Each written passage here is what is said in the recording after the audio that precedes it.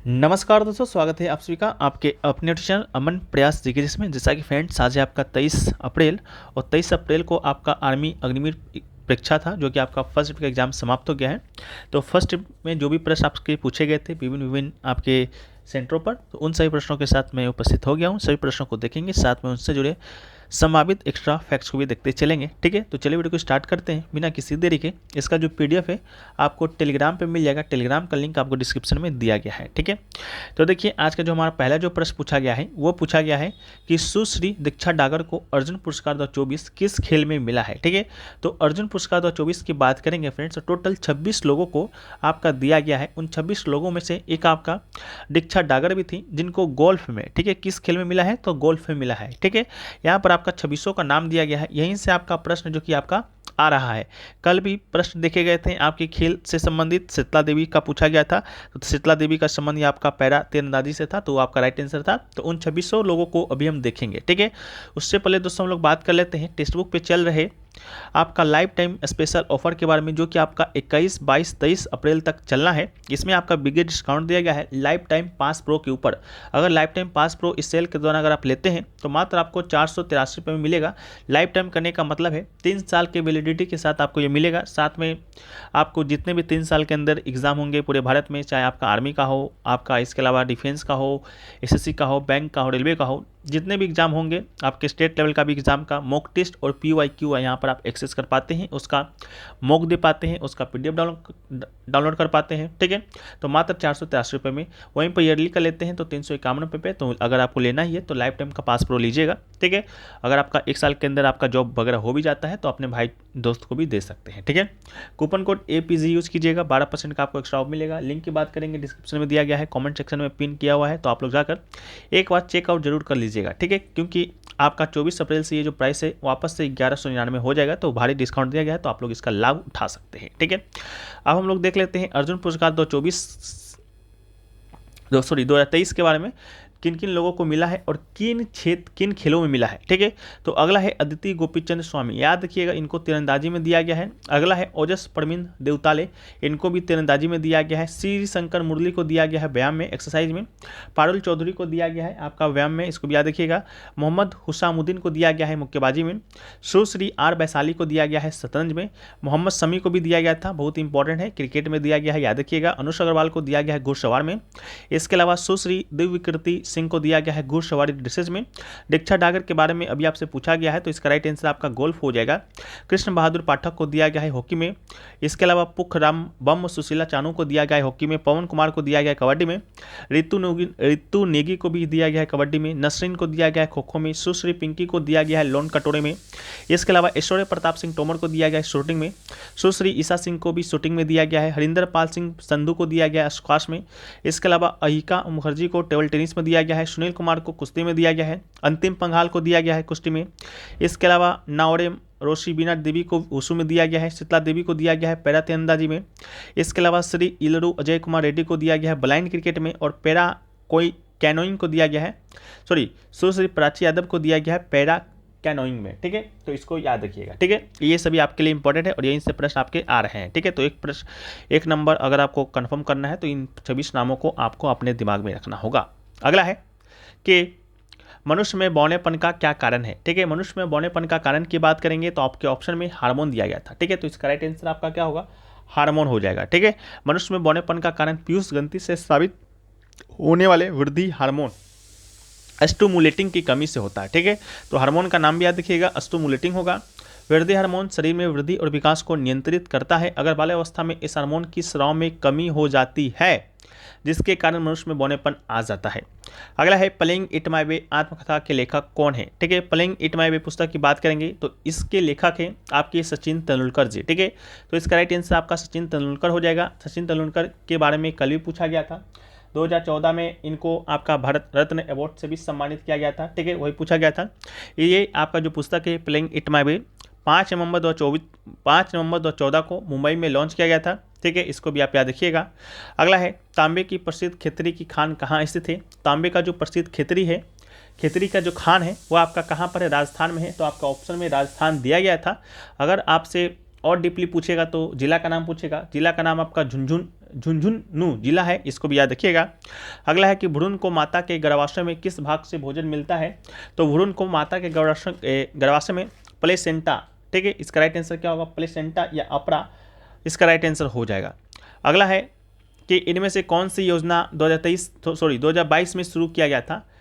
2023 में शुरू किया गया था, तो इसका राइट आंसर आपका प्रधानमंत्री विश्वकर्मा योजना 17 सितंबर 2022 को आपका शुरू किया गया है, इसको भी आप याद रखिएगा। अगला है अबुआ आवास योजना किस राज्य से संबंधित है? तो अबुआ आवास योजना की बात करेंगे तो अबुआ आवास योजना आपका झारखंड से संबंधित है, इसका राइट आंसर झारखंड होगा। अबुआ आवास योजना के माध्यम से उन लोगों को पक्का मकान दिया जाना है जिनके पास पहले से कोई रहने का पक्का मकान नहीं है, जिससे सभी लोगों का पक्का मकान प्राप्त हो सकेगा। इसके अलावा अबुआ आवास योजना झारखंड राज्य के मुख्यमंत्री जी के द्वारा झारखंड राज्य के निवासियों के लिए लॉन्च किया गया था। कल के किसी शिफ्ट में या किसी सेंटर पर झारखंड के सीएम के बारे में पूछा गया था, जिसका राइट आंसर आपका चंपई सोरेन था। अगला है कार्बन की संयोजकता कितनी होती है? तो कार्बन की संयोजकता की बात करेंगे तो इसका राइट आंसर आपका 4 हो जाएगा। अगला है गौतम बुद्ध की भाषा से संबंधित कोई प्रश्न आपका आया था, मैं भी कल पूछा तो गया था कि गौतम बुद्ध का जो उपदेश इन्होंने दिया था वो कौन सी भाषा में दिया था? तो इसका राइट आंसर पाली था, तो आज भी मे भी रिपीट हुआ हो तो आप लोग इसको देख लीजिएगा। अगला है गणगौर त्यौहार किस राज्य में मनाया जाता है? तो गणगौर त्यौहार की बात करेंगे तो जो गणगौर जो त्यौहार है वो आपको बता दें वो आपका राजस्थान में मनाया जाता है, तो इसका राइट आंसर आपका राजस्थान हो जाएगा। इसका राइट आंसर आपका राजस्थान हो जाएगा, ठीक है। गणगौर जो त्यौहार है आपका राजस्थान में मनाया जाता है, आपका देवी पार्वती के आराधना के लिए मनाया जाता है, इस बात को याद रखिएगा। ये सभी जो क्वेश्चन ऊपर आपको बताएं ये आपका रांची ARO का था, ठीक है, रांची ARO का था, इस बात को भी याद रखिएगा, ठीक है। इस टाइप के प्रश्न आपके एग्जाम में आ रहे हैं। अगला है अब हम लोग गोरखपुर के सेंटर के द्वारा बच्चों के द्वारा क्वेश्चन भेजे गए थे उसको हम लोग देखेंगे। तो अगला है उत्तर भारत के मैदान की सबसे लंबी नदी कौन सी है? तो इसका राइट आंसर गंगा नदी हो जाएगा। गंगा नदी भारत में सबसे लंबी नदी है। किलोमीटर में बात करेंगे तो 2525 किलोमीटर किसकी लंबाई है, तो इसको भी आप लोग याद रखिएगा। अगला है 1885 में WC बनर्जी किस पार्टी के अध्यक्ष थे? तो WC बनर्जी यानी कि व्योमेश चंद्र बनर्जी, ठीक है। तो व्योमेश चंद्र बनर्जी की बात करेंगे तो 1885 में आपको मालूम होगा INC जिसे कि हम लोग इंडियन नेशनल कांग्रेस कहते हैं, उसकी स्थापना आपका हुआ था, ठीक है।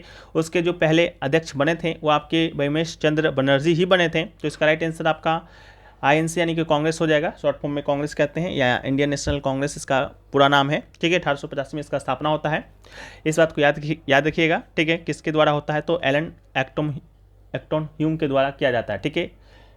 अगला है कि राज्यों का संघ किस अनुच्छेद में है? तो भारत राज्यों का संघ है, ये आपका अनुच्छेद 1 में है, ठीक है। किस में है? तो अनुच्छेद 1 में है, इसको याद रखिएगा। अगला है भारत का प्रथम नागरिक कौन है? तो भारत का प्रथम नागरिक की बात करेंगे तो भारत का जो प्रथम नागरिक होता है वो आपका भारत का राष्ट्रपति होता है, तो इसका राइट आंसर भारत का राष्ट्रपति हो जाएगा। इसके अलावा भारत का एक राष्ट्रपति होगा, कौन से अनुच्छेद में कहा गया है? तो अनुच्छेद 52 में कहा गया है। अनुच्छेद 52 ही कहता है कि भारत का एक राष्ट्रपति होगा। इसके अलावा राष्ट्रपति को भारत के प्रथम नागरिक के रूप में जाना जाता है क्योंकि यह हमारे देश का प्रतिनिधित्व करते हैं। वह राज्य के संवैधानिक प्रमुख है, सभी कार्यकारी निर्णय उनके नाम पर लिए जाते हैं। राष्ट्रपति जो भारतीय राज्यों का प्रमुख भी होता है वो भारत का पहला नागरिक होता है और भारतीय राष्ट्र की एकता, अखंडता और एकजुटता के प्रतीक के रूप में कार्य करता है। अगला है किस देश को हजारों जिलों की भूमि के रूप में जाना जाता है? तो हजारों जिलों की भूमि के रूप में बात करते हैं तो इसे फिनलैंड को कहा जाता है, राइट आंसर फिनलैंड हो जाएगा। फिनलैंड को हजारों जिलों की भूमि कहा जाता है। फिनलैंड में लगभग 1,68,000 झील है और 1,89,000 द्वीप है। साइमा इसकी सबसे बड़ी झील है, यूरोप की चौथी बड़ी है, ठीक है। फिनिश लैकलैंड में दुनिया की सबसे अधिक झीलें हैं और देश के कई प्रमुख शहर जिनमें टाम्परे, जेविल्स्का, कुआपियो शामिल है, बड़ी झीलों में करीब है। अगला है 2011 के जनगणना के अनुसार भारत के किस राज्य में लिंगानुपात सबसे कम है? लिंगानुपात अर्थात प्रति 1000 पुरुष पर महिलाओं की संख्या को ही लिंगानुपात कहते हैं और सबसे कम आपका हरियाणा का है, तो इसका राइट आंसर हरियाणा हो जाएगा। बात रही कि हरियाणा का कितना है तो 879 है, ठीक है, यानी कि 1000 पुरुष पर वहाँ पर महिलाओं की संख्या 879 है, जो कि पूरे भारत में सबसे कम है।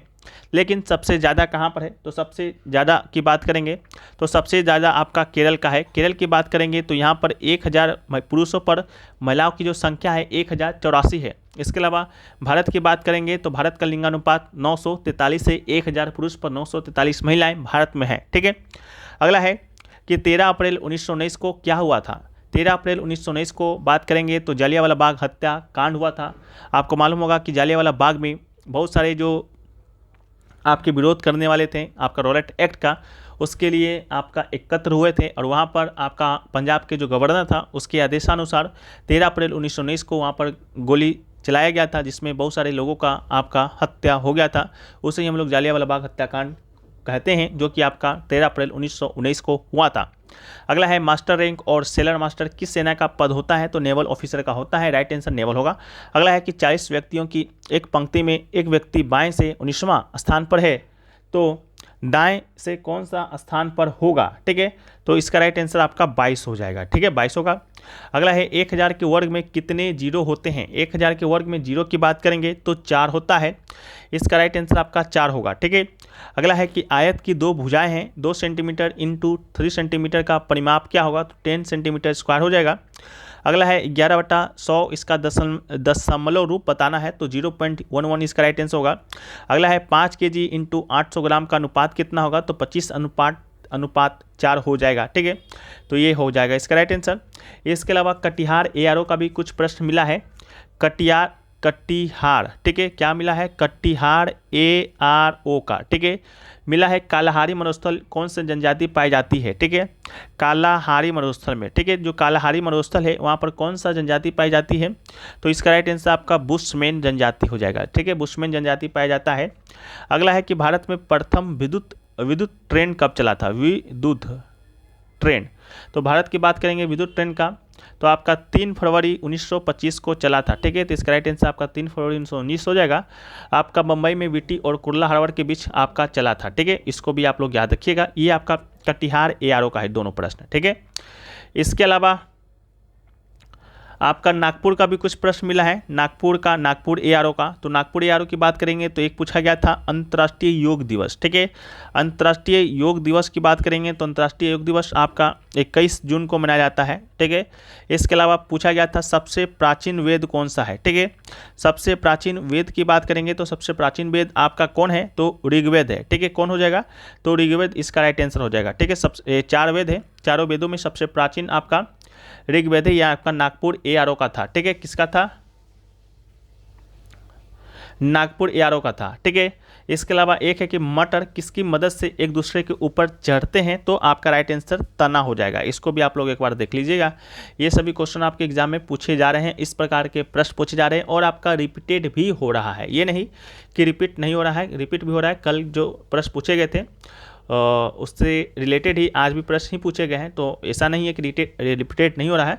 बाकी PDF आपको टेलीग्राम पर कल भेज दिया ही गया था, तो उसको भी एक बार आप लोग जाकर पढ़ लीजिएगा। बाकी मैथ के कुछ क्वेश्चन हैं जो कि आपके काम के तो है नहीं, बाकी हम लोग PDF में उसको शामिल कर देंगे। बाकी आशा करते हैं वीडियो पसंद आया है। वीडियो पसंद है वीडियो को लाइक कर दीजिए, चैनल को सब्सक्राइब कर दीजिए। मिलते हैं हम लोग नेक्स्ट वीडियो में, जब तक के लिए जय हिंद, वंदे भारत।